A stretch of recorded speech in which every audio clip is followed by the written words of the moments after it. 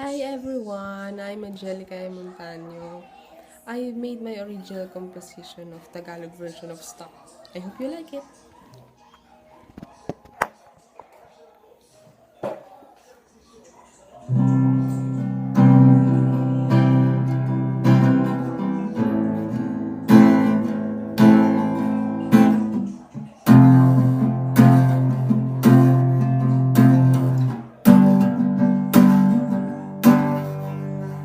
Ako'y di nakapansin ay ika'y nariyan. Nagbulag-bulagan sa iyong presensya. Inaamin ko sarili ko, ako'y makasalanan. Pumatok sa pusong ko at nagbulag-bulaga. Pero napagtanto ko, ikaw ang Panginoon ko.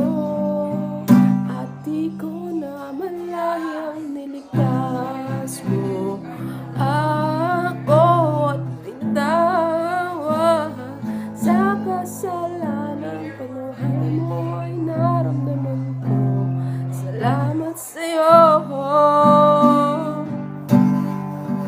Niligtas mo ko sa kasalanan. Pinatawad mo, minahal busa, hindi ko pinabayaan. Salamat sa'yo.